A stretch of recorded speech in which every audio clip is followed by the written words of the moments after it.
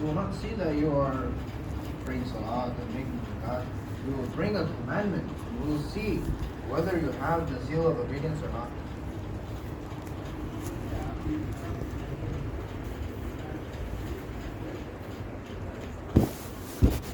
That you have the zeal to have children, and Allah has given the command to slaughter.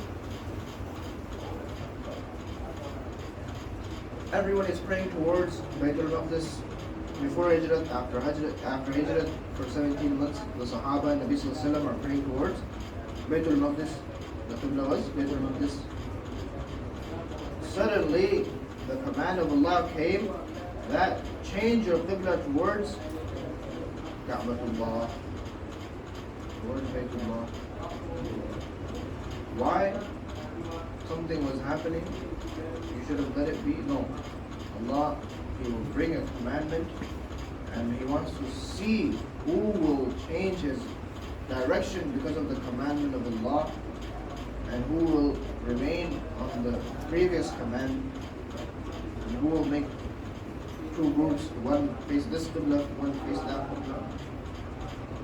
This is not how it works.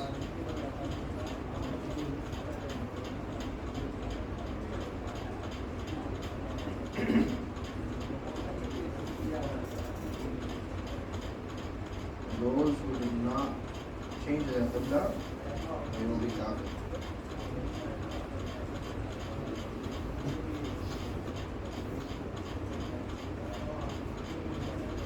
Those who turn their faces with Nabi Sallallahu Alaihi Wasallam, they are mu'mineen, they are believers. And those who said, no, the first Qibla was okay, they are kafir, disbelievers.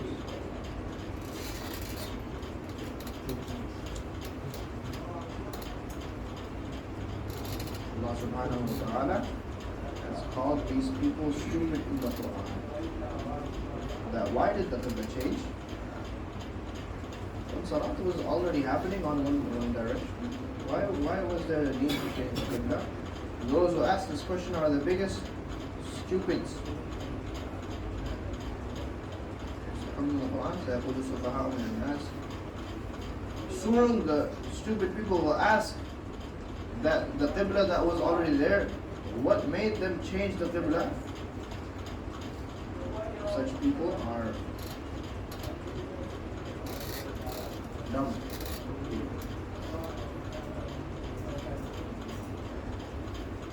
We wanted to see that you have been with the Nabi Sallallahu Alaihi Wasallam. How much obedience do you have? It is not that you are praying Salat in one direction and you have Istiqaamat. I am telling you something very clear. That Salat until now is not Istiqaamat.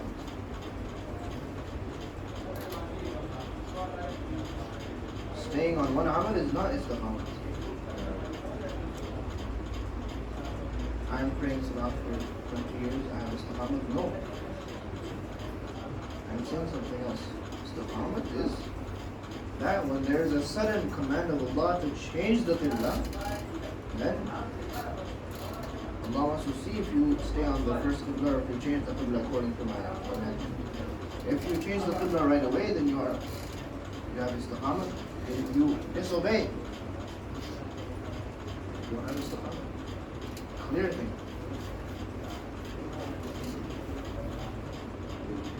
Those who disobeyed, they have turned themselves away into kufr.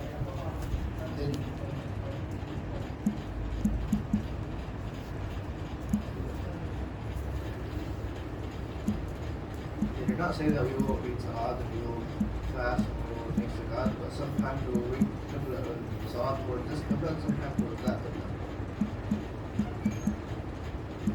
This is not possible.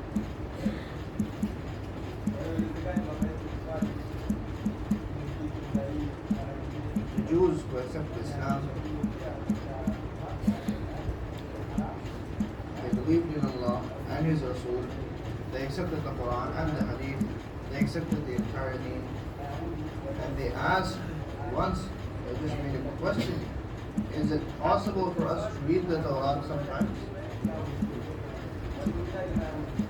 Sometimes we will just read the Torah. It's a book which was sent down from the heavens. We believe in this book. Everything is okay. But they just asked that we read the Quran as well. Can we also read the Torah sometimes? Allah sent down an ayat and said, "Udkhulu fi silmi kaffa," enter into Islam completely. Just because they asked permission to read the Torah. Islam does not accept the fact that that Muslims should read the Torah.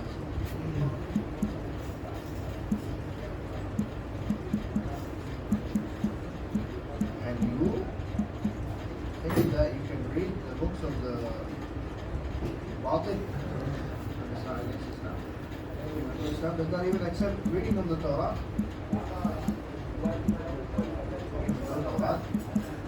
The book was sent down from the heavens, and it is far on each and every person to believe on this.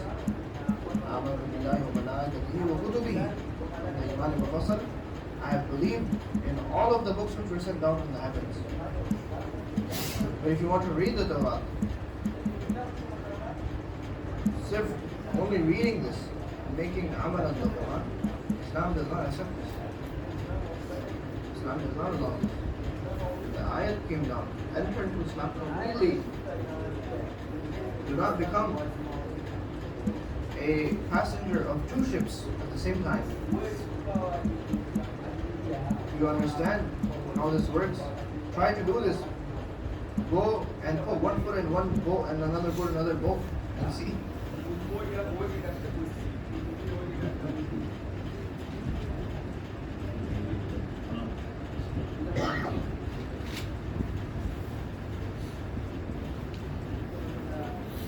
You will drown in this way.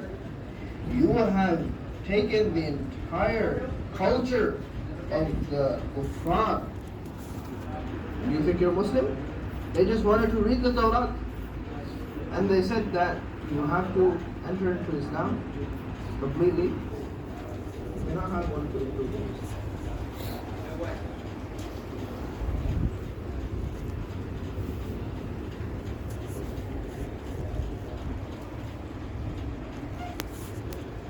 This command to change the Qibla came in the middle of 4 rakats. Suddenly, against the habit of what was going on.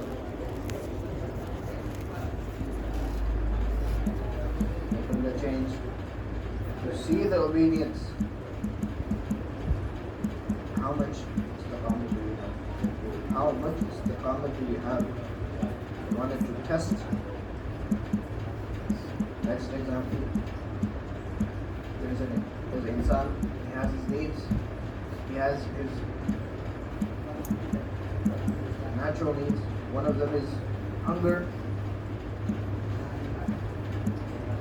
Allah will bring commandments against your situations.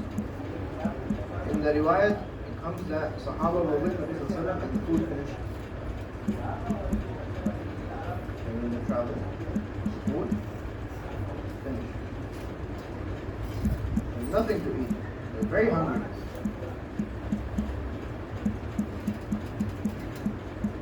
Sahaba, they thought that we have animals.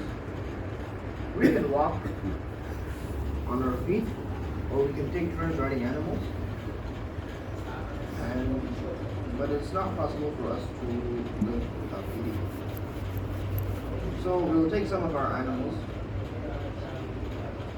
and we will eat them. At that time, they had donkeys, and at that time donkeys were halal. They used to eat the donkeys, non-wild donkeys, domesticated donkeys. They slaughtered the donkeys. They made the food. It was on the pot. Allah subhanahu wa ta'ala wanted to see.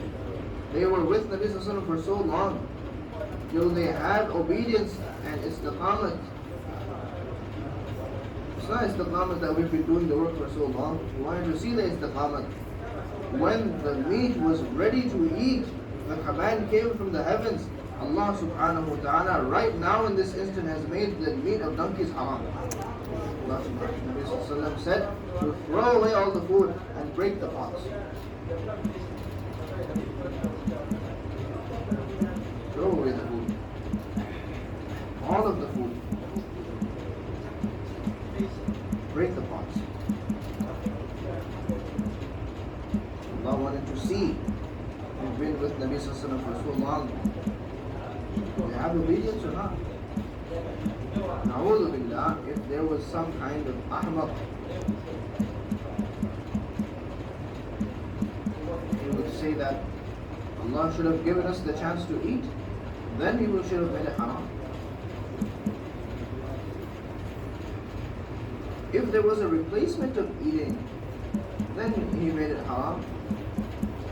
There would have been no test. There was no exam, no imtihan in this. That if Allah subhanahu wa ta'ala has given a replacement, or if someone says that if we would have reached Medina first and then made it haram, there's no test in this.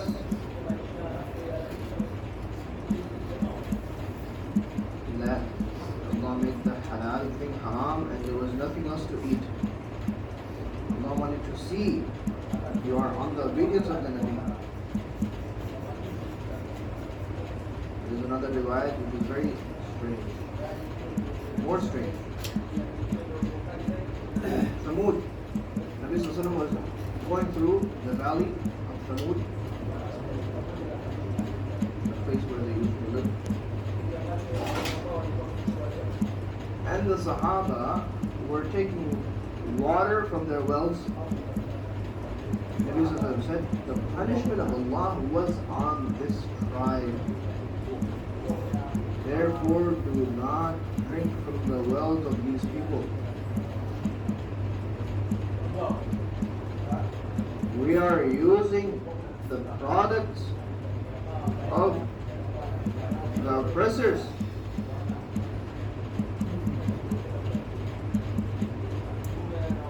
And the Muslims are so used to the products of the kuffar that they would rather stay hungry, but they would not leave the products of the kuffar.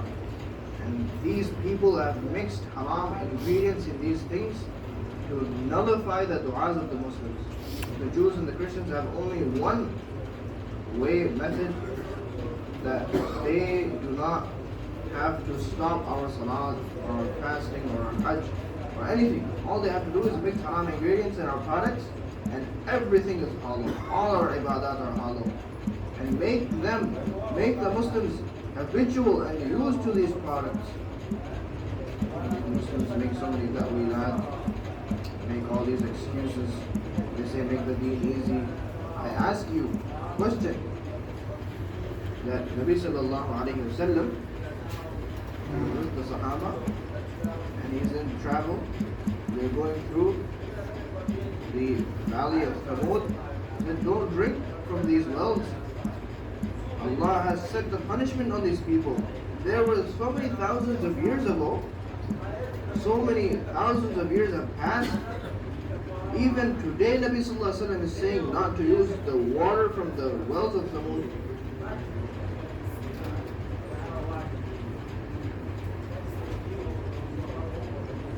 It's been so long. All the water was gone from the time when they used to be there.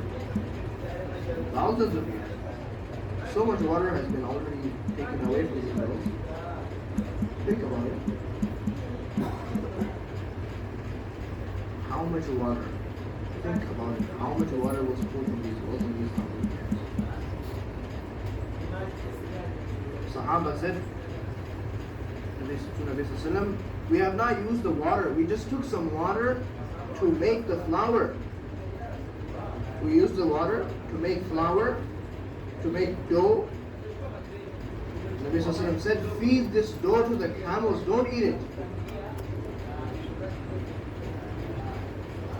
We're drinking the drinks of the kuffar.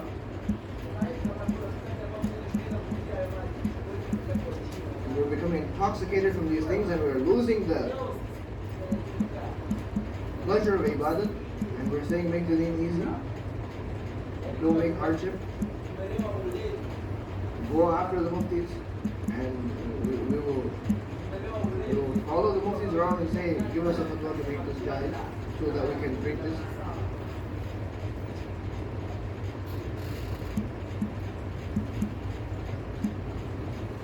When the hearts are blind,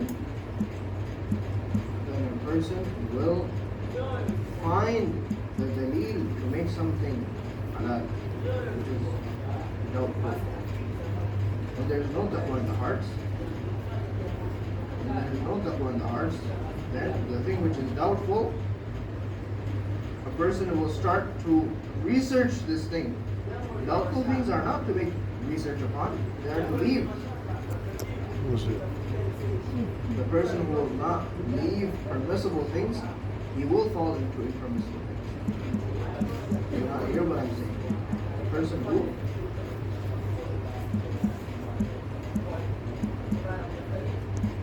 does not leave permissible things, he will fall into impermissible things. Are you not listening to what I'm saying? The person who does not leave permissible things, he will fall into impermissible things. The permissible things, you have to leave them, so that there is a wall between us and the impermissible things.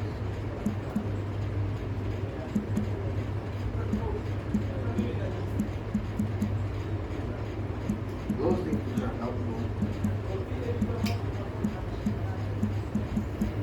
in order to make them halal, leave it.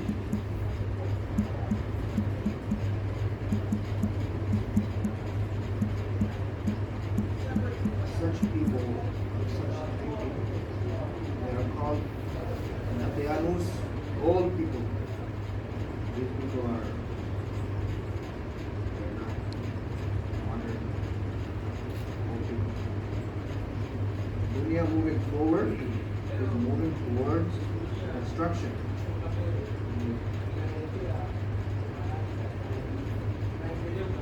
The taraqi of the dunya is going forward towards the destruction. And the taraqi of deen is going back towards the Sahaba. The dunya will move forward. Will continue to move forward until it is destroyed. And in order to get hidayat in the deen, you have to go back.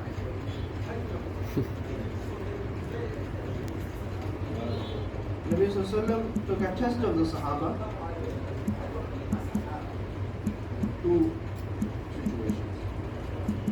He stopped them from using water, and he stopped them from eating the halal meat at the time of hunger. And the time came that right now I have pain.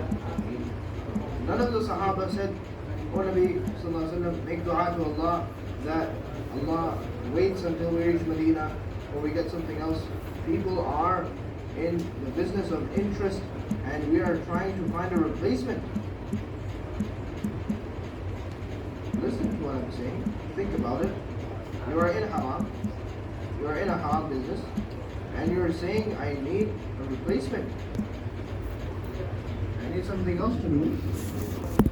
I need some other side hustle before I go on. Where will you get this side hustle? You have been made habitual of haram.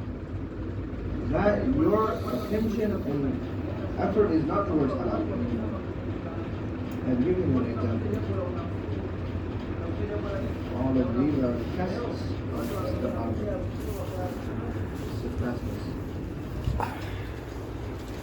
So I told you that Allah subhanahu wa ta'ala will bring commandments against your honor, against the situation, against the zeal, the hearts. The second thing is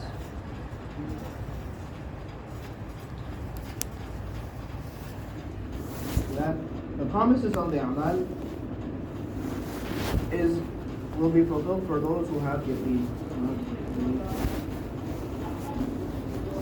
Those who do not believe in the promises are not fulfilled. The promises are not fulfilled. So if you think about it, you will find in Sirat the promises being fulfilled in bad conditions.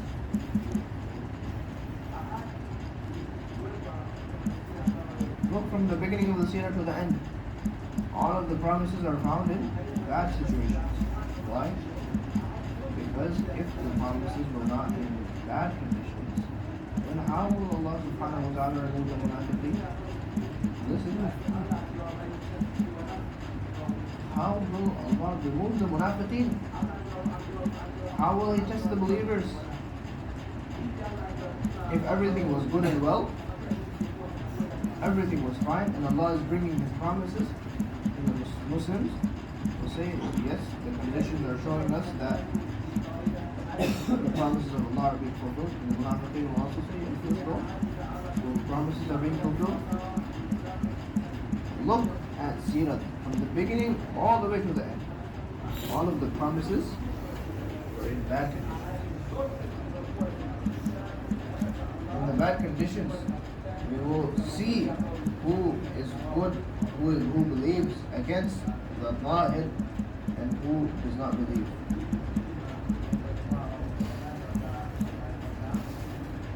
Promises in the bad conditions.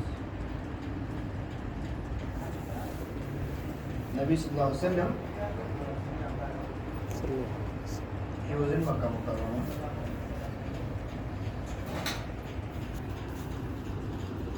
And the mushrikeen of Makkah,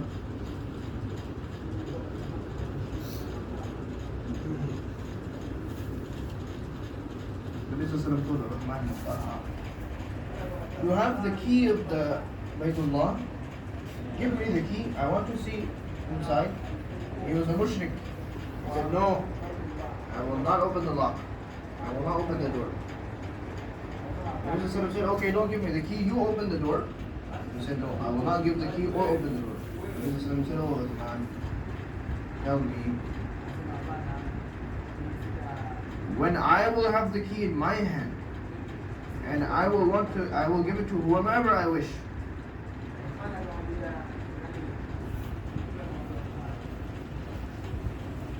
Today as well, the Muslims should have yaqeen on the promises of Allah in the same manner.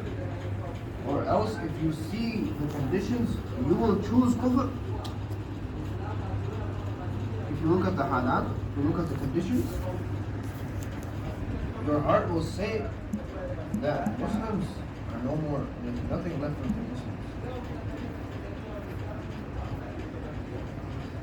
That you should go towards the place where there is benefit. This is pushing us into a hole. If you look at the conditions and make a decision, the person will choose to leave the deen. The person will choose kufr. What else can I tell you? If you look at the conditions, people will choose kufr. What can we do? There's nothing we can do. I will give you an example. The conditions are of fear, humility. The Quraysh are oppressing the people. The Prophet did not say that this person, how will he believe me? Or something like this. He said, oh Uthman bin Talha, what will happen on that day when the key will be in my hand and I will give it to whomever I wish? Uthman said, this time will never come. And even if such a day comes, the Quraysh will be humiliated. And Nabi said, no, the Quraysh will be honored on that day.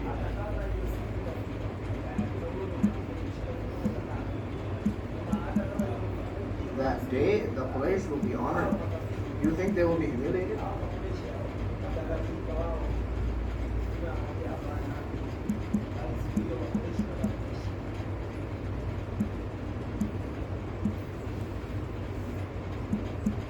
According to this promise, Nabi sallallahu alayhi wa sallam came into Makkah and he had the key in his hand. And he did not say, I want to give this to my big Sahabi or my relative or the persons who have done effort and mujahada with me.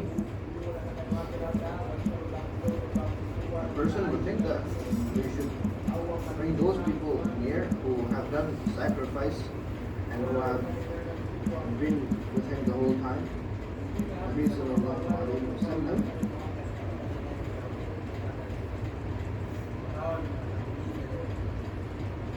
has given credit in the time of honor.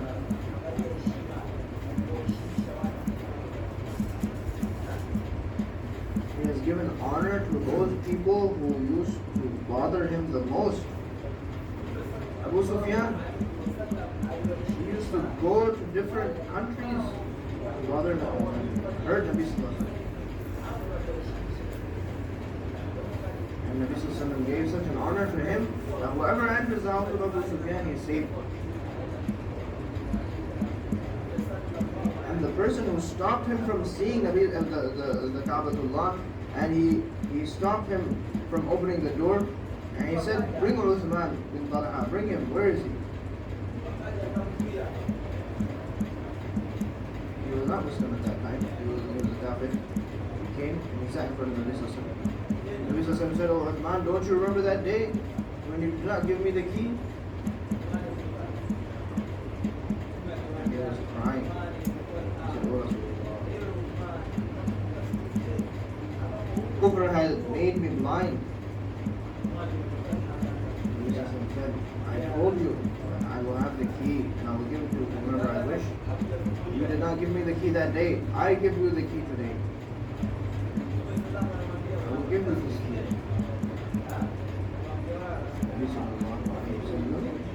I made the promise at that time that the key will come in my hand. The key will come in my hand.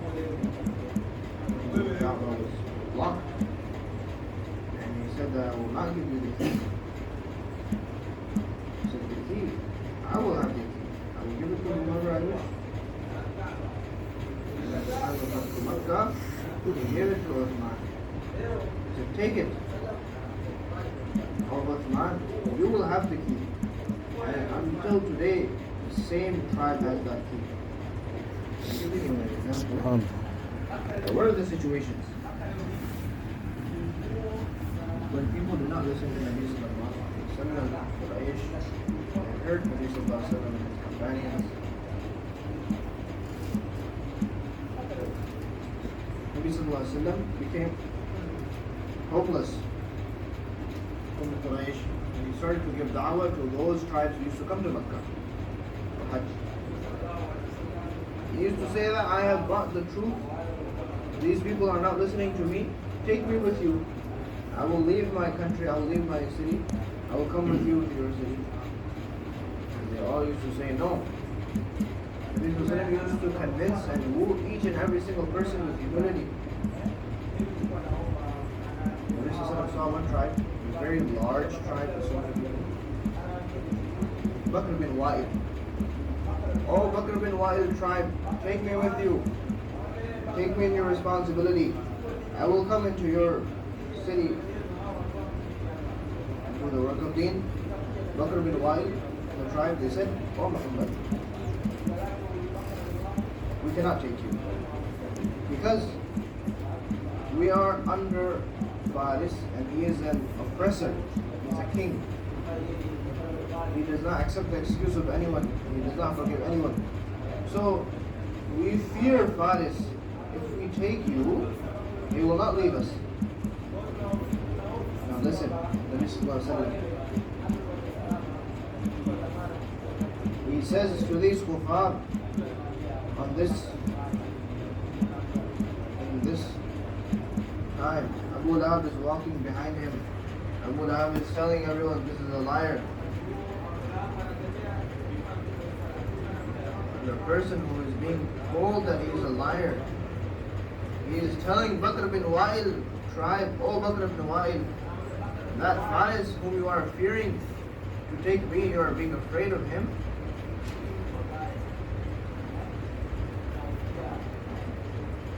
if you say Subhanallah 33 times, you say Alhamdulillah 33 times, Allahu Akbar 34 times, then the wives of Faris will become slave girls in your beds.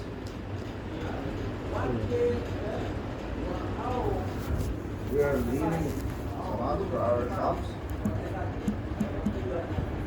And those kuffar,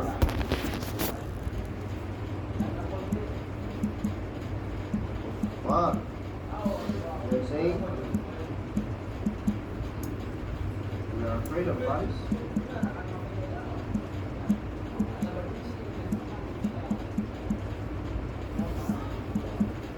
The Prophet is telling the kuffar. He's not telling the Muslimin. These tasbihat were told to the Muslimin much later. These were told to the kuffar way earlier. Say these kalimat. You are afraid of Faris, his wives will become your slave girls. Your sons will be your slaves.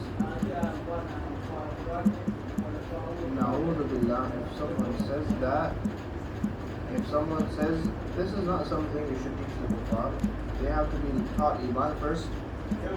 Allah, Nabi Sallallahu used to talk about the promises of Allah and take out the fear of the makhluk from the people.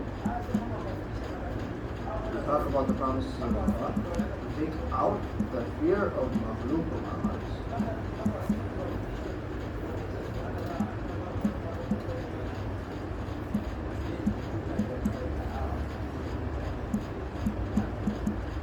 Conditions are very bad. Someone is spitting on Nabi Sallallahu, throwing dirt on Nabi Sallallahu, throwing rocks on Nabi Sallallahu, and Nabi Sallallahu, his sight is on the goal. Allah will forgive me.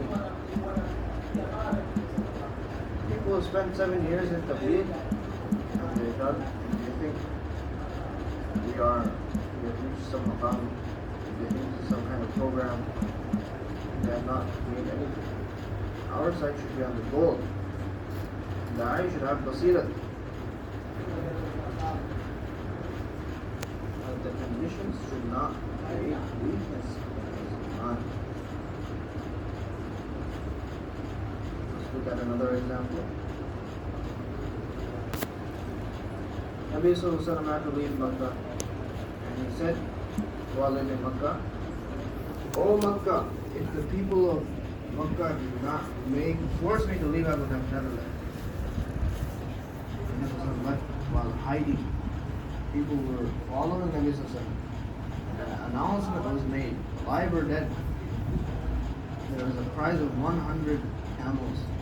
Because people hated Nabi Sallallahu Alaihi Wasallam.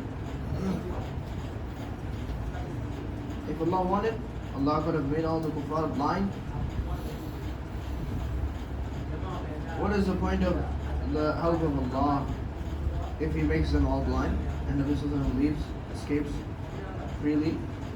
Allah,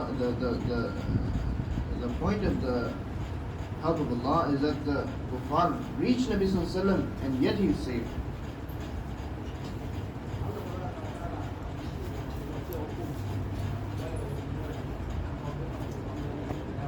Allah wanted to see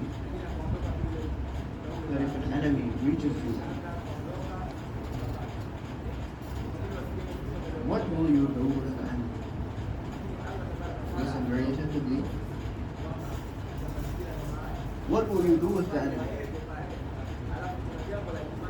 The enemy has a sword above your head. What will you do with that? Our promise is that we will save you, but I want to see what you will do with the person who wants to kill you. Allah wants to see how you will deal with the person who wants to kill you. There are so many waqi'at, there are so many stories. Nabi dealt with the kuffar in such a way that he wanted to teach the ummah that if you deal with the enemy in the way Nabi Sallallahu Alaihi Wasallam did, then there will be hidayat. And if you want to take revenge, then there will be no hidayat.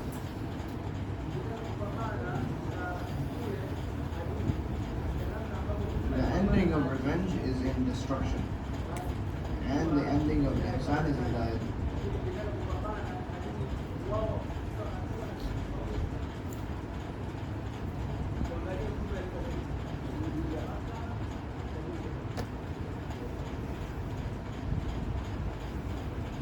I was saying that the conditions were very bad. And this is sort of left Makkah. Suraqa bin Malik.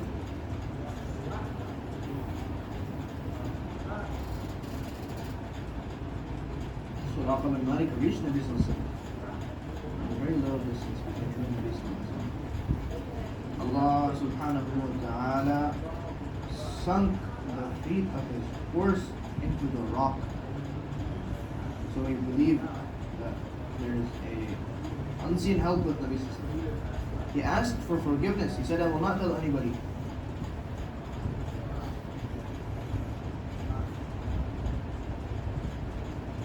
He did not say that I will accept Islam.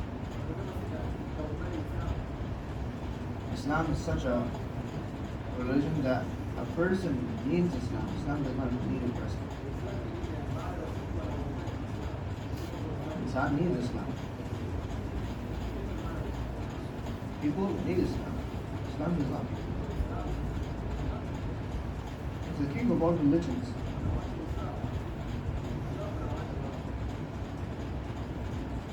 Allah is independent and His deen is also independent. So I said that Nabi Sallallahu Alaihi Wasallam made a promise with Suraqa bin Malik. He's telling Bakr bin Wa'il that the slaves, the wives of Faris will come into your beds. And he's telling Suraqa that I'm telling you today, O Suraqa, while leaving Makkah, that if you follow the deen which I have brought, then the bangles of Kisra bin Hurmuz will come into your hands. Such bad condition and such a promise.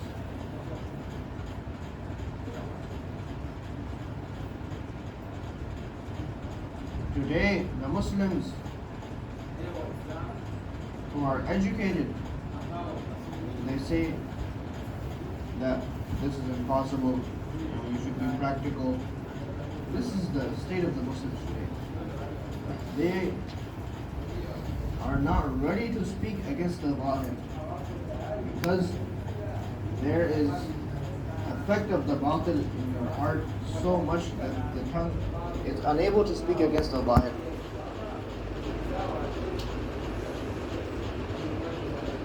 The Quran says that speaking about the oneness of Allah will squash the hearts of the batil. And if you do not speak about the oneness of Allah, then they will become happy. إذا ذكر الله وإذا ذكر الذين من دونه إذا هم يستبشرون. The kuffar will be happy when you talk about the ghayr of Allah. And if you talk about the oneness of Allah, إذا ذكر الله وحده اشمأزت قلوب الذين لا يؤمنون. Their hearts become small, they're crushed. And if you talk about the kuffar and their asbab and their power, they will become happy.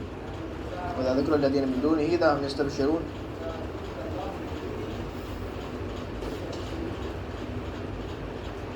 The connection between Allah and His slave is that if a person praises Allah, then the entire creation is with him. And if he praises the makhluk, then he will be alone.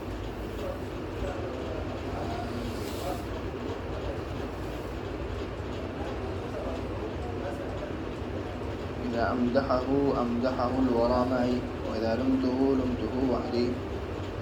When I praise Allah,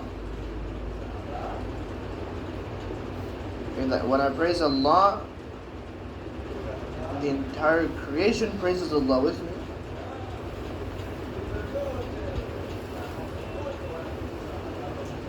إذا أمدحه الورى معي. When I praise Allah, the entire creation praises Allah. with me. وَإِذَا لُمْتُهُ لُمْتُهُ وَحْدِي. And may Allah save us if we blame the commandments of Allah and Allah, if we speak bad about Him, then I will be alone in the entire creation.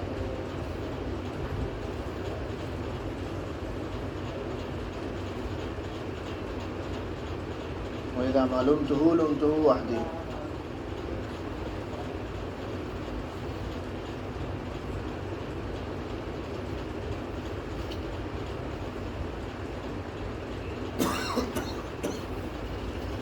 So the conditions are very bad, and Nabi Sallallahu Alaihi Wasallam is making such promises. So Suraqa bin Malik, he accepted Islam in the time of, and it was the time of Umar radiallahu anhu.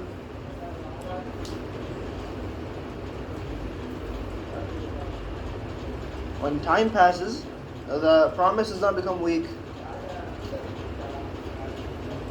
Nabi Sallallahu Alaihi Wasallam made a promise. The time passed, Nabi Sallallahu Alaihi Wasallam's time is finished, then the promise is finished? No. All of the conquests were made after Nabi Sallallahu Alaihi Wasallam passed. If someone says that Nabi Sallallahu Alaihi Wasallam left, there will be no more help. This thought was of the kuffar and the munafiqeen, that there will be no help after Nabi Sallallahu Alaihi Wasallam leaves.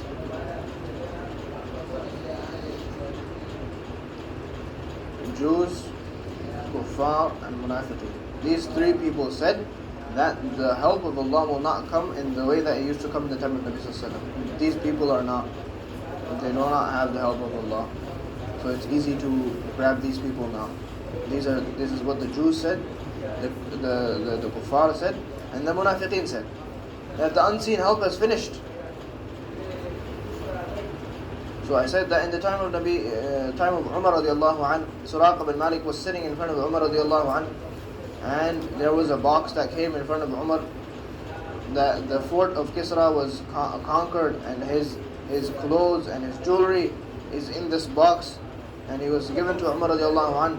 He opened it and he took out the bangles and he threw them towards Suraqa, and he said, "Take this, O Suraqa, the promise of Allah is fulfilled that was made to you when you tried to kill Nabi sallallahu alaihi wasallam." So I'm telling you that the promises are fulfilled.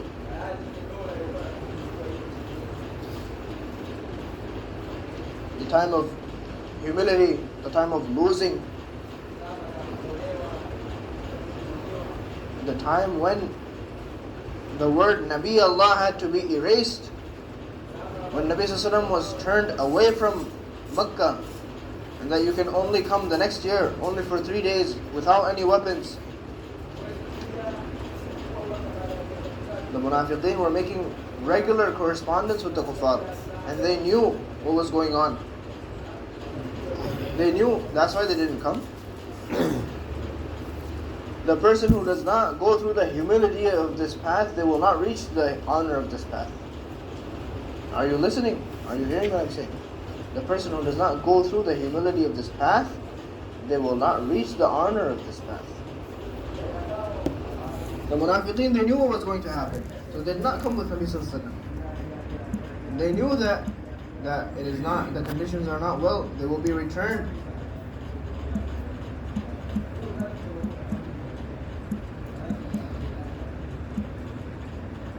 Nabi Sallallahu Alaihi Wasallam, he was not allowed to make Umrah. The people who come from Medina should be left to come to Makkah, and the people who come from Makkah should be returned to Makkah. The entire agreement was based on oppression. Nabi Sallallahu Alaihi Wasallam accepted the agreement, and they thought that we have won. They became happy. They did not even leave the place before Nabi Sallallahu Alaihi Wasallam called Umar radiallahu anhu.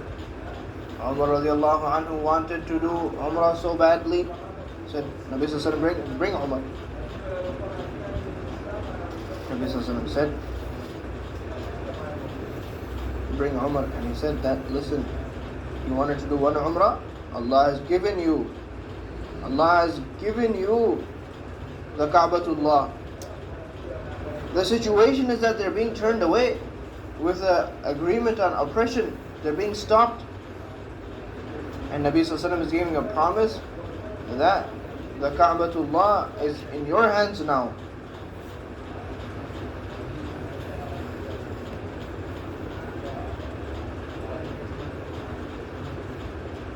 Who would believe such a thing? That such conditions are there, and he's saying that Makkah is ours? Makkah is open, Makkah is conquered. Surah Al-Fath was sent down in Hudaybiyah. Surah Al-Fath was not sent down on the time of Fath Makkah. Allah has promised that Inna fatahna laka fathan mubina, we have already given you the conquest. You have conquered. You have won. In the time of Khandaq, the battle of Khandaq, the battle of the trench. There's nothing to eat, so cold. There's so many enemies. There's no weapons. There's a huge rock which is stopping them from digging the trench. So many conditions. They're tying stones to their stomach because of hunger. There was a stone on their stomach and on their and they're picking up the stones on their backs to remove from the khandaq, from the trench. These are the conditions. Munafiqeen are watching as if they're watching a circus. And the ayat came down. Nabi Sallallahu Alaihi Wasallam said to the Sahaba that I am breaking this rock and I see the palace of Qaisar and Qaisara being opened. And the Sahaba said, Allahu Akbar. The Munafiqeen are laughing. They're saying that Allah which are able to give them the palace of Qaisar and Kisra is not giving them anything to eat. Today the Muslims are in the same disease as these Munafiqeen. Today the same condition is that the Muslims see the Muslims which are being oppressed, and they're saying if Islam was good then they should not have been in such a state. Today also there's the same fact that people are looking at the conditions of the Muslims and being doubtful in the deen, even though the Quran has stated this openly, that the conditions of the Muslimin is better than being wealthy. There's so many ahadith, so many riwayat. Nabi Sallallahu Alaihi Wasallam said that being poor, your poverty is better than your being wealthy. Poverty does not lead to a kufr which is greater than the kufr of wealth. Nabi Sallallahu Alaihi Wasallam said, I do not fear poverty for you, I fear wealth. People say that if the Muslimin were wealthy, then they would not have conditions. The Muslim is such a power that Muslimin got through poverty, they will not able to get it through wealth. People say that if Muslimin had power, it's a very stupid way to think. That those who are wealthy, they will have the positions. They spend millions of dollars to be accepted by the people, even though it's in the hadith that being accepted, the decision is made in the heavens who will be accepted and who will not be accepted by the people. It's in the hadith. Acceptance and fame is from the heavens. It starts in the heavens and it is sent down on the earth. So I said that the conditions of the Battle of the Trench were very bad. Very bad. Very bad. But in these bad conditions, they were shown the palaces of Qaisar and Kisra. Allah subhanahu wa ta'ala said, these are the promises of Allah, and we believe in this.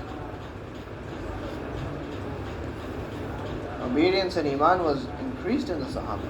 The Munafiqeen said, مَا وَعَدَنَ اللَّهُ وَرَسُولُهُ إِلَّا غُرُورًا. All of these promises are a deception. Nothing will happen. Today, the Muslims look at the other Muslims who are in conditions and they doubt Islam. That there's no point, there's no benefit, because the Muslims are in such conditions. If the deen was good, then there would have been no conditions. Kuffar used to say that if Islam was a good thing, then the Sahaba would not have been poor. If Islam had any good in it, the Sahaba would not have been poor. There's nothing to wear, nothing to eat.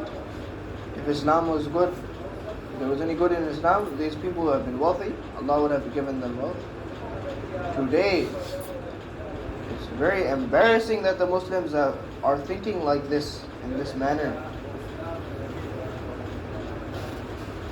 That they're thinking in the same way that the kuffar used to think.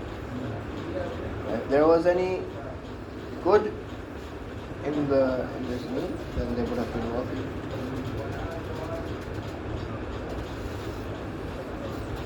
Allah forgive me, those wealthy people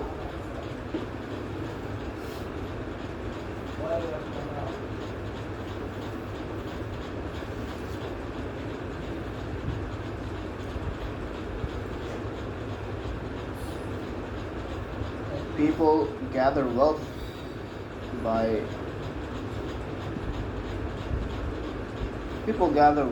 the Muslims, they gather wealth by making dhulm, not fulfilling the rights of others, not giving zakat. And then when the conditions come, they say that the kuffar want to beat the Muslims and oppress them. Those Muslims who wear English clothes, it's in the hadith, they will be the enemy of Allah. Why would the kuffar not be governing over such people? Those Muslims who wear pant shirt and tight clothes, they will be the enemy of Allah on the day of judgment.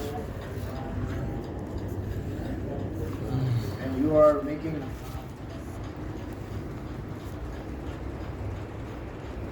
we say that the wealthy Muslims are being finished.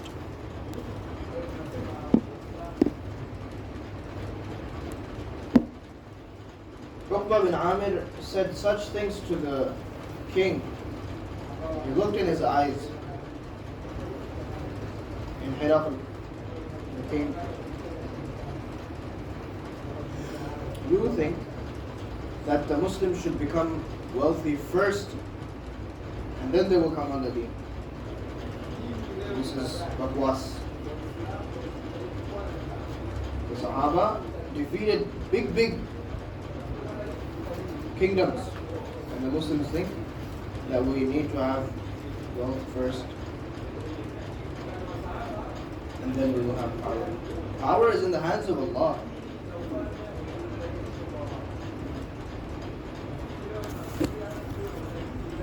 Power is in the hands of Allah. If the Muslimin sins, Allah will put oppressors over them. We have left the fara'id and we're making wada'if, we're reading long wadifa, and we are destroying the fara'id. You're saying, give me a wadifa. I'm very surprised. You think the conditions will become good by this? People are asking for wadifa. They've destroyed the fara'id, they've destroyed Islam, and they want a wadifa.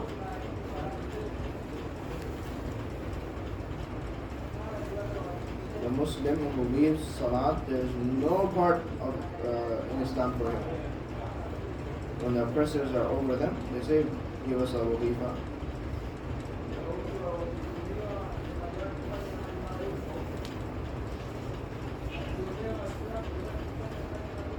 So, the promises of Allah were made in bad conditions.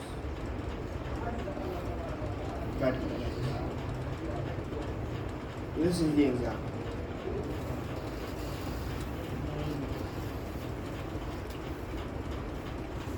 So without Iman, there's no Istiqaamat. And without Iman, there's no fulfilling of the promise. The third thing is that without Iman, there is no thawab on the Amal. The ajr which comes on Amal, it comes according to Iman.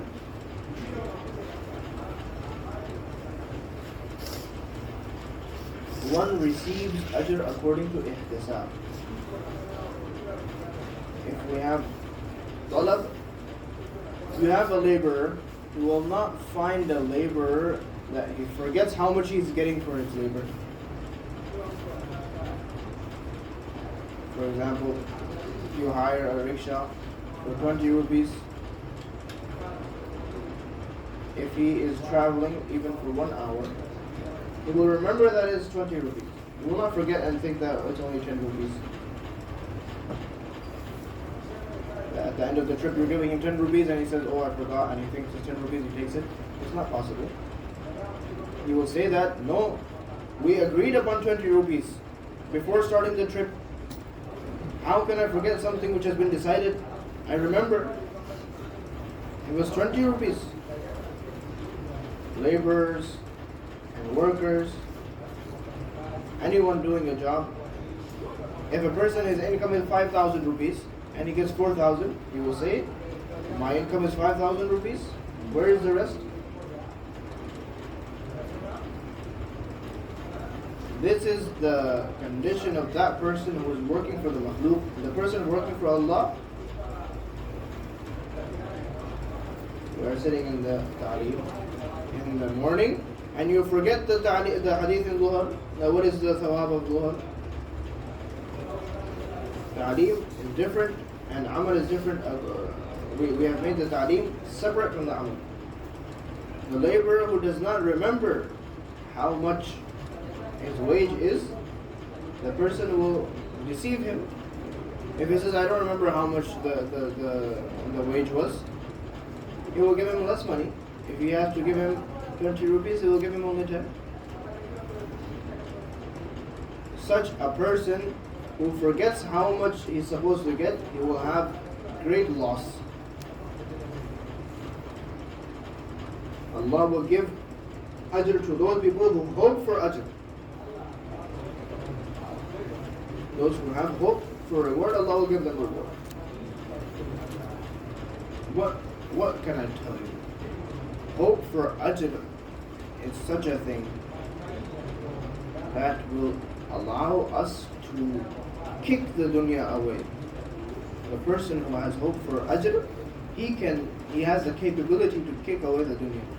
There was a new Sahabi, he accepted Islam just now. Nabi Sallallahu Alaihi Wasallam was leaving for a battle and he's accepting Islam. Very new Sahabi. And he came with Nabi Sallallahu Alaihi Wasallam into the field. New Sahabi. Fresh Sahabi. Allah gave the Sahaba conquest. This new Sahabi, he came back. He went to his house. Nabi Sallallahu Alaihi Wasallam divided the Ghanimat, the loot. And since the Sahabi, he went to his house, he gave his share to his friend. And he said, that Sahabi, the new Sahabi that came with you, your friend, give him his share. New people come out in Jamaat. And they say that no one gave us ikram, no one helped us, no one did anything for us. And nowadays, this is the situation of the old workers. Now, if we don't do their ikram, they stop doing the work. No one asked for me. Waiting to be asked about is against ikhlas. The person who is mukhlis is such a person that if he is lost, no one will care. No one will look for him. Mukhlis, in the hadith, if he is lost, no one will look for him. Where is this person? And if he is found, if he is there, nobody cares about him. And who is this Saad? Hazrat Saad. Okay. This is a Mukhlis. So Nabi Sallallahu Alaihi Wasallam gave his loot to his friend. Now, this is your share, and this is the share of your friend, give it to him. The new Sahabi that came. So I took him, and he got it to him, and he said that this loot is for you. And he said, where is this money coming from? He said, this is the loot which has come from the battle. So the Sahabi said, I did not fight for money. I did not accept Islam for money. He brought this wealth to Nabi Sallallahu Alaihi Wasallam and said, what is this wealth? Nabi Sallallahu Alaihi Wasallam said, I sent this is your loot, Allah has given this to you. Take it, eat it, use it. This is the wealth of ghanima. He said, Oh Rasulullah, I did not accept Islam for money, and I did not fight for money. I don't want this.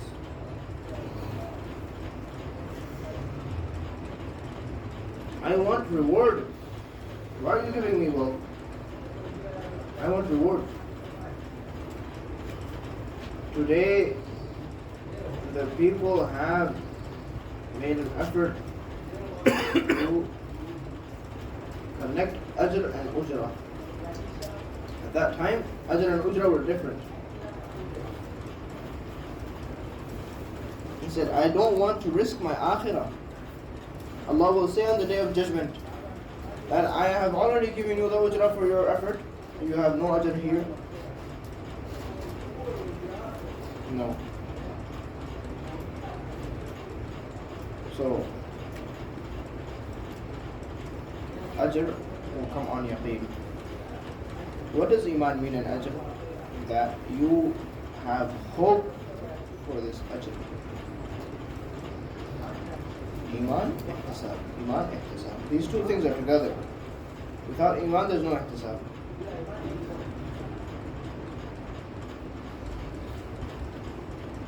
One Sahabi, he came and asked Nabi Sallallahu Alaihi Wasallam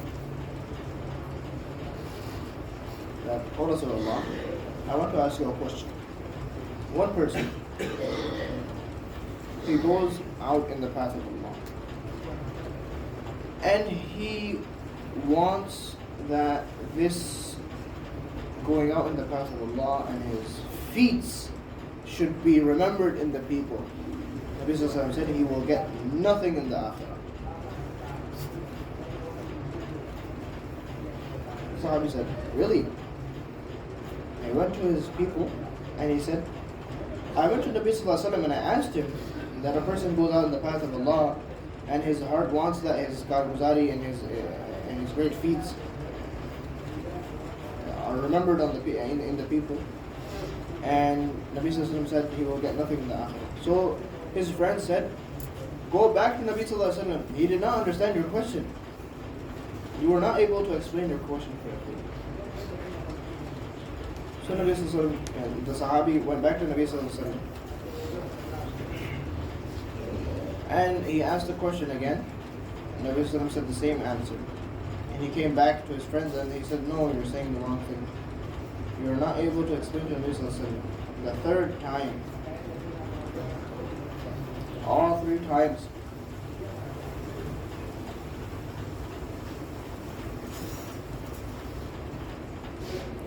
Nabi Sallallahu Alaihi Wasallam said, La shay'a lahu, you will have nothing. Ajr comes with Iman. The fourth thing is, we learn from hadith that Iman is ikhlas. One Sahabi asked, O Rasulullah, what is Iman? And Rasul said, Iman is ikhlas. Iman is ikhlas.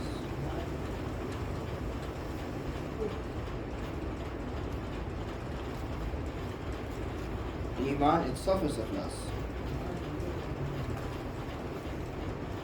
Those people who have ikhlas, truly, they will work in the field and they will not care who speaks bad about them. Those who are mukhlis, they don't care who speaks bad about them. Those who are mukhlisin, they work in the field only for Allah, not for anybody else. This is the sign of Iman. That ikhlas is according to Iman. Ikhlas.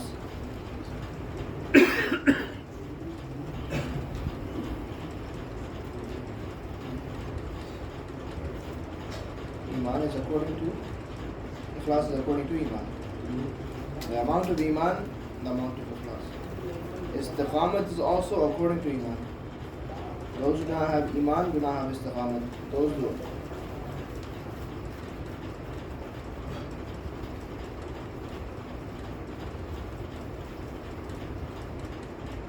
Hazrat has written a story in Hayat al-Sahaba in the chapter of Istiqaamat, in the chapter of Ikhlas.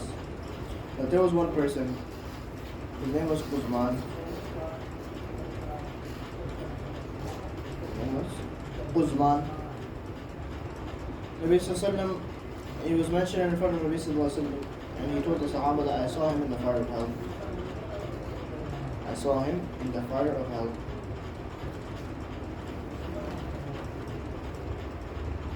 Allah had shown Nabi Sallallahu. Whatever he saw, whenever he remembers, whenever the mention of Uzman is made in front of Nabi Sallallahu, so I saw him in the hell. In the battle of Uhud, some people, they disobeyed the Amir. Because of this, the battlefield of Uhud changed from a winning situation to a losing situation. 40 people said we will not listen to the Amir, and we will do something which we want. This is in the riwayat, this is in the hadith. Nabi Sallallahu told them, don't move from this place. Those 40 people, they came down from that place, and the enemy struck, and the entire battlefield was about to win. They had already won, and it turned into a losing situation. This is the situation. It's a very famous story. When Uzman saw this, that this is the situation of the Muslims, so he took his sword and he came down in the field and he helped the Muslims in a very great way. He fought the kuffar fiercely. He killed 8 of them. Such 8 of them were big fighters.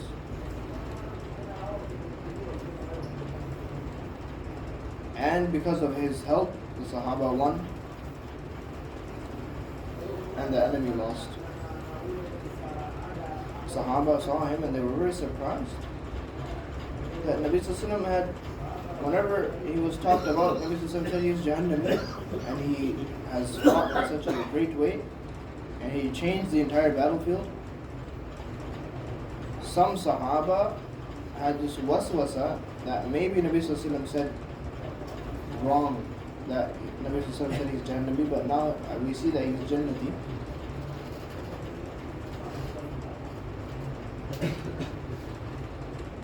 He has done such an effort, such mujahada. Sahaba say that there was a fitna in our hearts that Nabi Sallallahu has said the wrong thing. That Nabi Sallallahu said that he is Jahannami, but it turns out he is Jannati. So, he had a lot of wounds. They took him and they took him to his house. Sahaba thought that he's done such effort, let's go and give him congratulations in his house and thank him. When they went there, they saw he is very in a bad state because of his wounds. And they said, Uzman, you have done such a great thing. No one has done something like you. Because of you, we have won. We want to give you glad tidings. Because because of this. He heard and he said, "Give glad tidings to such a person who has done this for Allah. I have done this for my tribe. I have not done this for Allah. I have done this for my tribe, because if I hadn't done this, my tribe would have said that, why aren't you helping the tribe?" This is the story of the Muslims. That they accept the haqq because of the qawm, and they do not accept the haqq because of the qawm.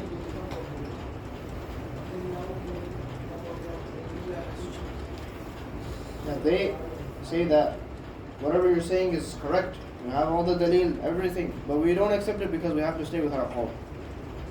How can we leave our qawm? Our business is with them, we stay with them, we eat and drink with them. How can we leave our tribe?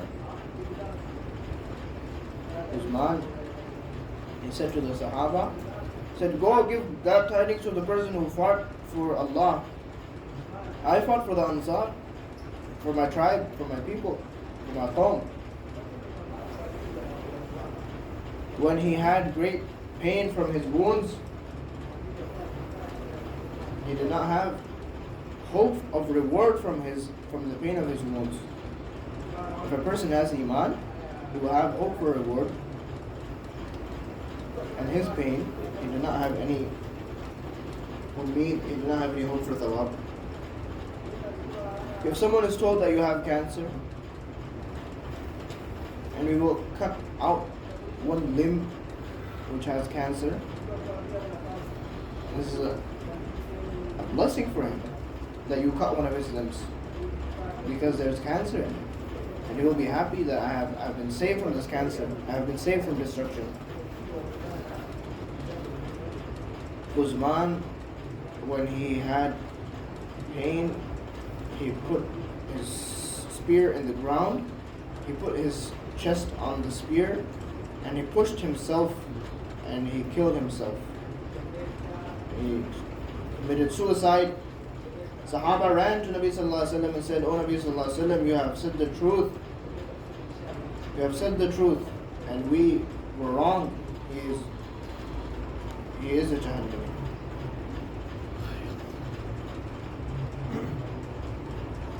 Without Iman, there is no ikhlas. Without Iman, no ikhlas.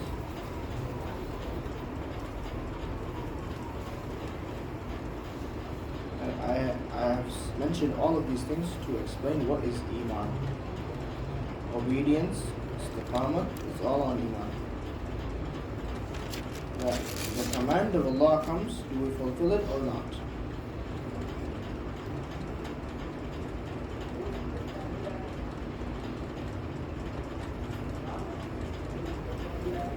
Going on in the path of Allah is for this purpose.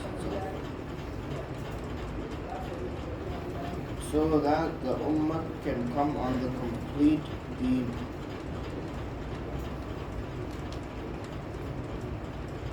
The perfection of Iman is in doubt. There is no doubt about this. Allah has said clearly that Istiqaamat is only for those who give da'wat. You doubt what I'm saying because you don't open your eyes and read the Quran.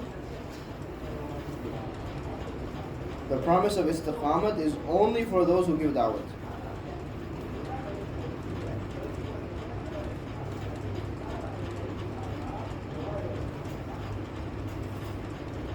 Your infiradi life, your tahajjud, your tilawat, your dhikr, your ibadat, your salat, your fast, your zakat, your hajj, your umrah upon umrah upon umrah, you're spending in the path of Allah, making masajid, you're helping the poor people and giving them food and water and drink and blankets, and making orphan houses and helping people who are worried. Whatever you do, you will do all of this and you will still not be the helper of deen. You will not be the helper of deen. You will not be the helper of Islam. No matter how much good you do. I say that if you do all of the good, everything that's possible, you do all of it.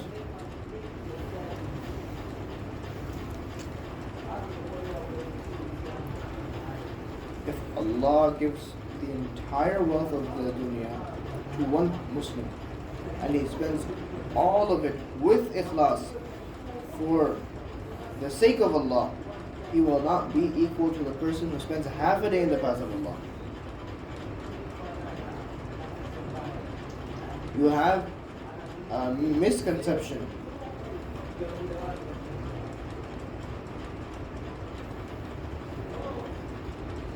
This is in a Sahih hadith.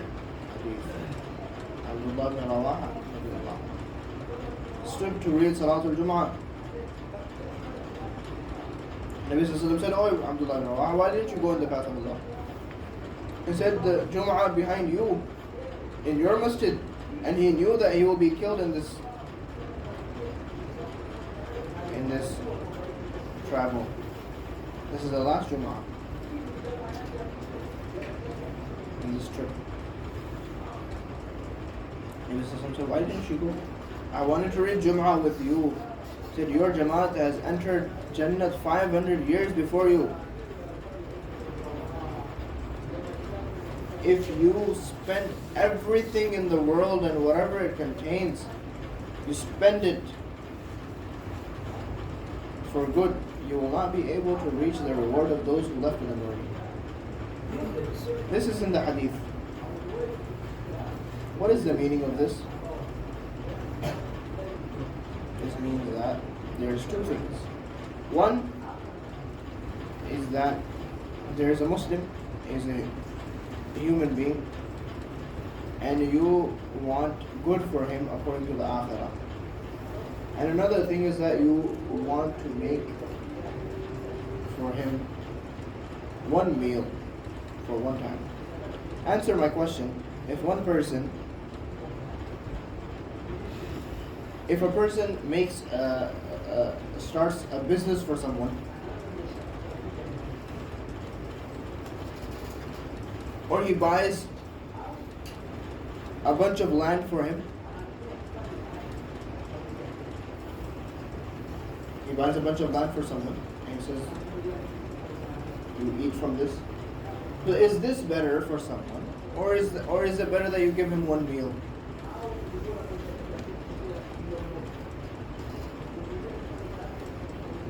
If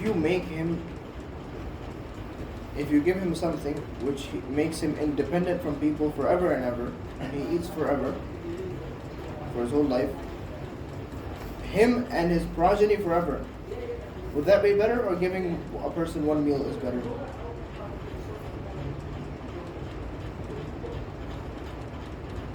If a person takes care of someone for his whole life, it's not better than taking care of a person's akhirah for even half a day of the akhirah.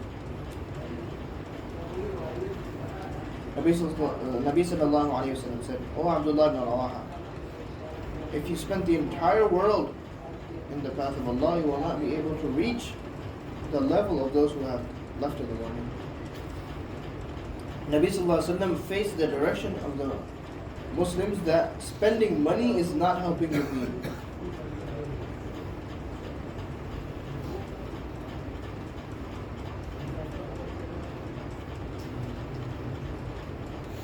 Spending money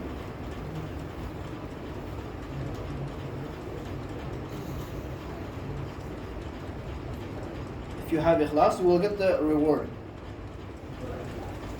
And if you don't have ikhlas, you will still get the reward in this world.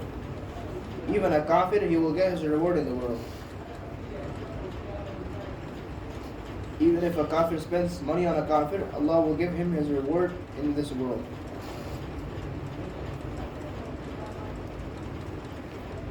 He will be compensated. And if you have ikhlas, you will be given something in the akhirah. But I'm saying something else. I say that the paths of khair, this is helping a Muslim helping a Muslim. I'm asking about helping Islam. This, in order to understand this, we have to listen very attentively. I'm asking about helping Islam. You are spending money to help Muslims. I'm saying spend money on Islam. You're saying spend money on Muslims. There's a difference. Pay attention to this.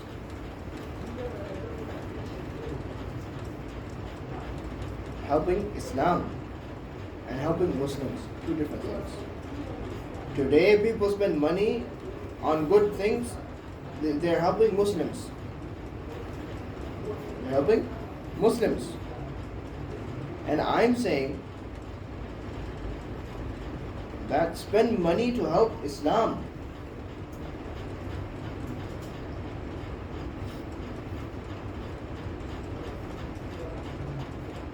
This is the direction. What can I tell you? People think that helping Muslims is a replacement of helping Islam.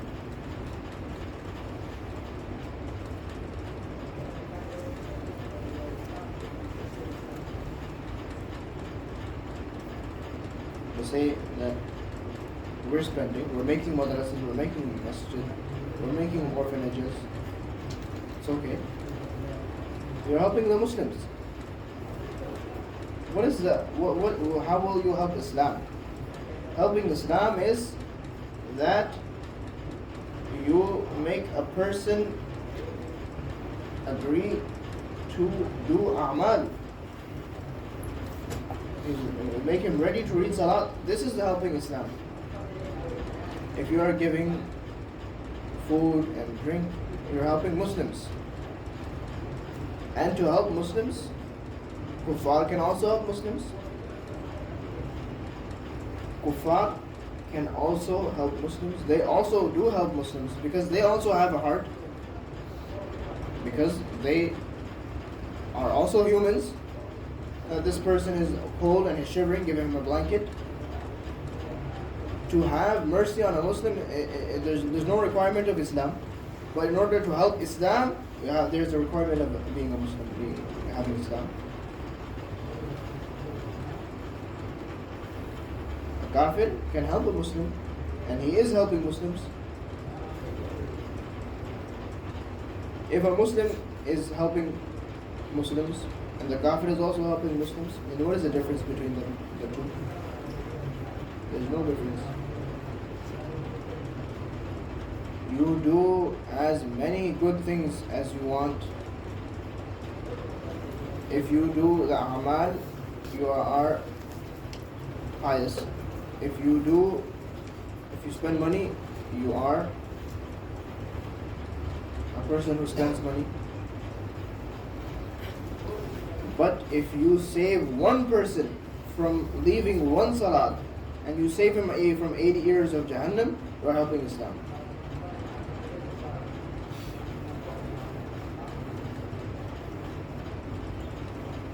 Allah subhanahu wa ta'ala says, if you help the deen, Allah will help you. And He will make your feet steadfast. In different places, Allah subhanahu wa ta'ala uses istiqaamat and makes promise on istiqaamat is with da'wat. You can research and you can look into the Quran.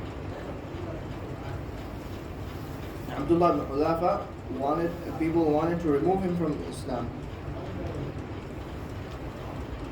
But that one person, he didn't let him leave Islam. Even though they tried their best. They tried everything with everything they had. When he is a da'i, he will not become mad'u towards other people's da'wah. If you if you bring people to your house to feed people, if you have a guest, if you're hosting people, and on the same day if someone else calls you to their house to eat, you will say, how can I come? I'm hosting people already today.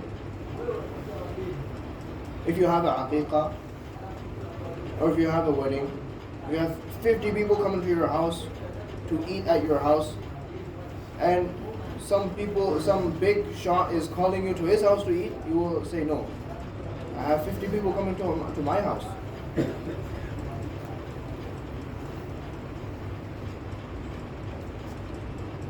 I'm giving you a very good example. You cannot leave the da'wat of your house and listen to the da'wat of others. Then what about the da'wat of deen? If you're giving the da'wat of deen, how can you accept the da'wat of others? Quran has mentioned this clearly, that istiqaamat is only for those who give da'wat to others and are busy in da'wat. They will have istiqaamat. If you help Allah, Allah will help you, and He will make your feet firm. Firmness and help is with the help of deen. The person who is following the entire deen, he is following the deen, but he's not the helper of deen.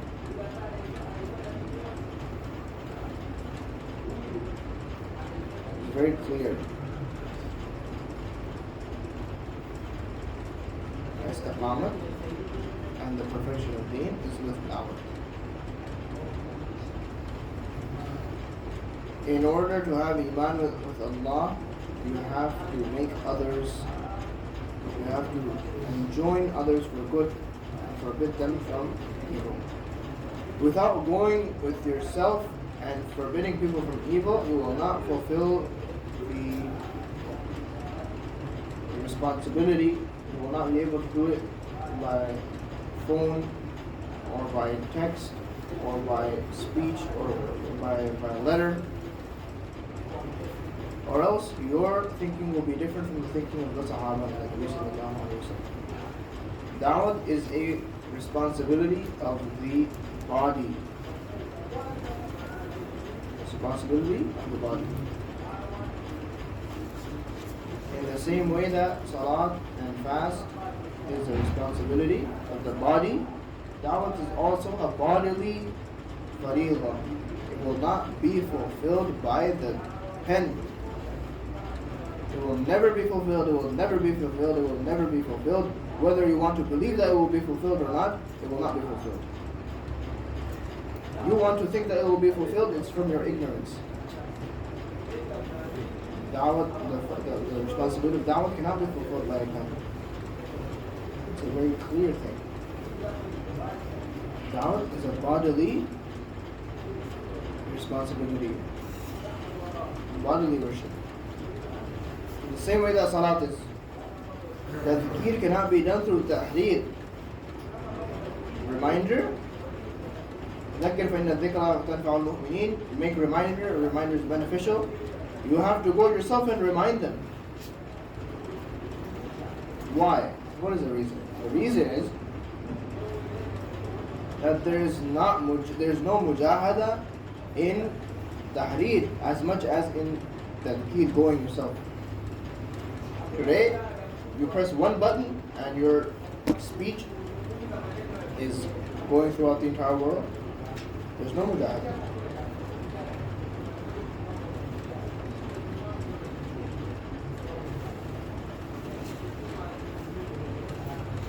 The purpose of going out in the path of Allah again and again is that the ummah should come onto the responsibility of da'wah, the fariḍah of da'wah.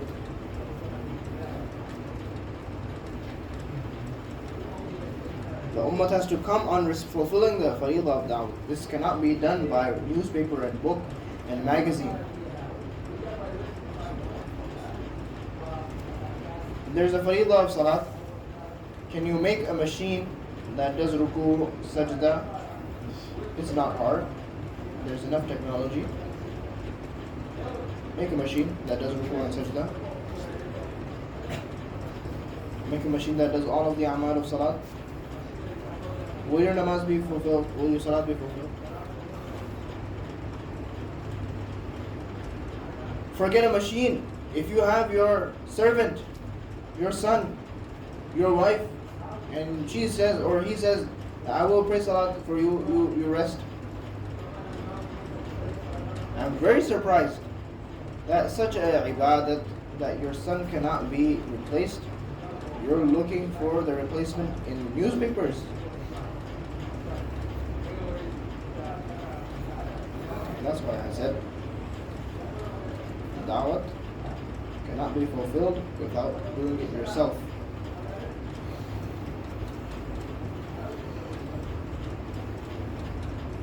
You must go yourself and do this work. It doesn't matter how much worship you do. Ulama has written that if you read such a salat, such nawafil, that your entire forehead is black, and you keep fast through the entire year, and your body is dry, and your lips are dry, and every year you give zakat, this is not the sign of Iman. This is ulama have written. This is not the sign of Iman. The sign of Iman is if you see someone doing munkar, if you try to stop him or not. You think that the perfection is in infiradi ibadat. And in the Quran, it says that the perfection of Iman is in giving da'wah to others. I say it so many times in front of you, the ahadith in the Quran ayat. The person who sees sin happening and he does not have anger, his Iman is finished.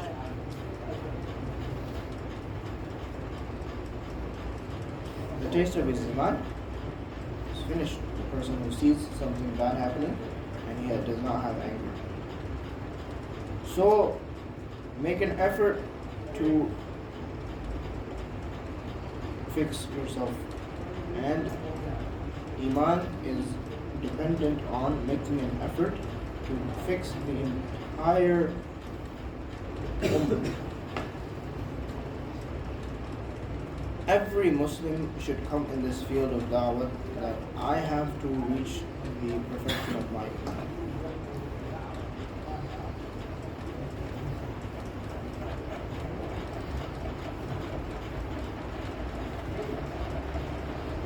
Nowadays Muslims think that I am doing infiradi da'wah and my Iman is not perfect. The perfection of Iman is dependent on Islah of the entire ummah. Maulana Badrul Alam, read it here. That kamalat ilmiya and kamalat amaliya, you can do a lot of it, but your Iman will not be perfected until you give da'wah to others. And this is the method of Imam Bukhari, and this is the dalil of Imam Bukhari, that Mu'adh ibn Jabal radiallahu anh, in order to raise his Iman, he used to give da'wah to others. He used to say, come with us, let's sit in the halaqat of Iman. This is the proof of of Imam Bukhari. He proves that Iman is increased. Iman increases and decreases, and his proof is this. You have to go to others and you have to bring them into the halaqat of Iman. All of this moving about is for this Iman. All of the moving about is for Iman. So say that if I make a name for this work, it would have been the movement of Iman. We have to make fikr for ourselves, and we have to change our environment. For this, that's why we have to make irada